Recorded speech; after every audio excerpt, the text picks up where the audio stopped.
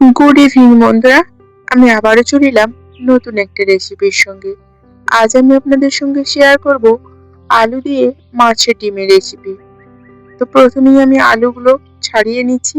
এখানে মাছের ডিমটা একটু অন্যরকম ভাবে আমি রান্না করব, সেই কারণেই আলুর কাটিংটাও একটু অন্যরকম হবে। দেখুন, আলুটা ছাড়িয়ে নিয়ে ঠিক এই রকম করে কেটে নিলাম, যেমন করে মাংসর জন্যে বা আলুর তরকারির জন্যে ডুমো ডুমো করে কাটা হয়ে থাকে। এইরকম করে আলুগুলো কেটে নিলাম। এখন আলুগুলো পরিষ্কার করে জলে ধুয়ে নিলাম। এরপর কিছু মশলা বাটছি। আপনারা দেখলেন এখানে রসুন আর আদা। এই আদা আর রসুনটা আমি সুন্দর করে মিহি করে পেস্ট করে নিচ্ছি। পেস্ট করা হয়ে গেছে, এটা এখন আমি তুলে নেব। এরপর চলুন রান্নার দিকে এগিয়ে যাই। এখন উনুনটা জেলে কড়াইটা বসিয়ে দিয়েছি। কড়াইটা খুব ভালোভাবে গরম হলে দিয়ে দিলাম পরিমিত সরিষার তেল। তেলটাও খুব ভালোভাবে গরম হলে ডুমো ডুমো করে কেটে রাখা আলুগুলো দিয়ে দিলাম। এরপর দিয়ে দিলাম পরিমিত লবণ আর অবশ্যই পরিমিত হলুদ। হলুদ আর লবণ দিয়ে আলুটা একটু নাড়াচাড়া করে দেব, যাতে হলুদ আর লবণটা খুব সুন্দরভাবে আলুর সঙ্গে মিক্স হয়ে যায়। এরপর ঢাকা দিয়ে এখন একটা কাজ করে নেব। দেখুন, এটা মাছের ডিম। এর মধ্যে দিয়ে দিলাম পরিমিত হলুদ, পরিমিত লবণ, কাঁচা লঙ্কা কুচি আর পেঁয়াজ কুচি। এগুলো দিয়ে এখন চটকে চটকে মেখে নিলাম। তো এটা বাইন্ডিং এর জন্য দিয়ে দিলাম একটা মুরগির ডিম।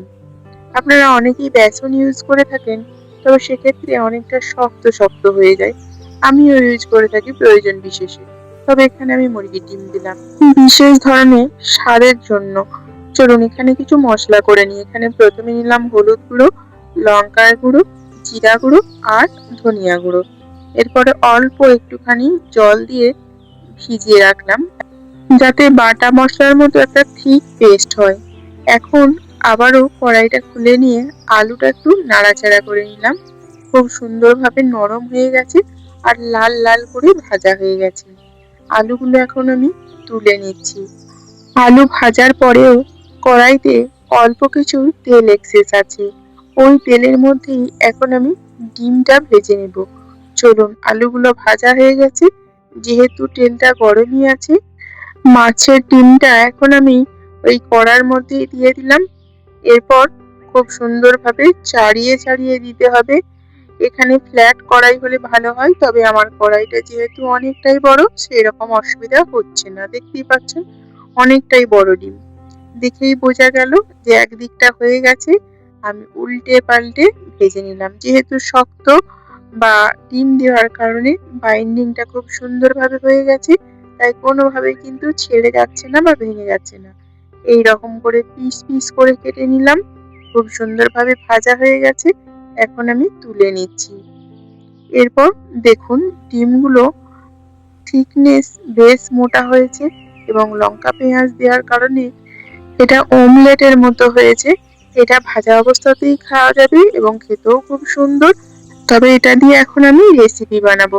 চলুন, এরপরে দিয়ে দিলাম পরিমিত সরিষার তেল, ফোড়নে দিলাম সাদা জিরা, শুকনো লঙ্কা আর অল্প একটু তেজপাতা। এখন দিয়ে দিলাম দুটো বড় সাইজের পেঁয়াজ কুচি। এরপর নাড়াচাড়া করে পেঁয়াজের কালারটা চেঞ্জ হয়ে গেলে যে মশলাটা আমি ভিজিয়ে রেখেছিলাম ওটাই দিয়ে দিলাম। এরপরে দিয়ে দিলাম আদা রসুনের পেস্ট। এখন দিচ্ছি একটা বড় সাইজের টমেটো কুচি। এরপরে দিয়ে দিলাম পরিমিত লবণ। এরপরে দিয়ে দিচ্ছি এখন শিলপাটা ধোয়া জলটা। এরপর অল্প একটুখানি নাড়াচাড়া করে চাপা দিয়ে দিচ্ছি, যাতে মশলাটা কুকিংটা একটু এগিয়ে যায়, যাতে কষানোটা খুব তাড়াতাড়ি বা ইজি হয়ে যায়। দেখুন, মশলাটা আমার কষানো হয়ে গেছে, তেল ছেড়ে এসেছে, কড়াই ছেড়ে উঠে আসছে। এখন দিয়ে দিলাম পরিমিত জল। পরিমিত জল মানে যেহেতু ঝোল হবে আর যেহেতু আলু দেওয়া হবে, একটু বেশি পরিমাণেই জল দিলাম। এরপর ভাজা আলুগুলো দিয়ে দিলাম, তারপরে দিয়ে দিলাম ভাজা মাছের ডিমগুলো। এরপরে অল্প একটু নাড়াচাড়া করে দিলাম।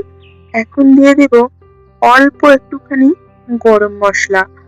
যেহেতু মুরগির ডিম আর মাছের ডিম আছে, একটা আঁচটে গন্ধ ছাড়ার সম্ভাবনা থেকেই যায়।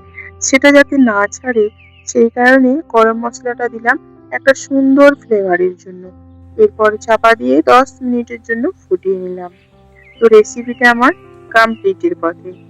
তো আপনাদের কেমন লাগলো মাছের ডিমের এই অনবদ্য রেসিপিটা? অবশ্যই কমেন্ট করবেন। যদি ভালো লেগে থাকে তাহলে রেসিপিটা ফলো করে অবশ্যই বাড়িতে বানিয়ে নেবেন। বন্ধুরা, আজ তাহলে আসি। আবারও দেখা হচ্ছে পরবর্তী ভিডিওতে নতুন একটা রেসিপির সঙ্গে।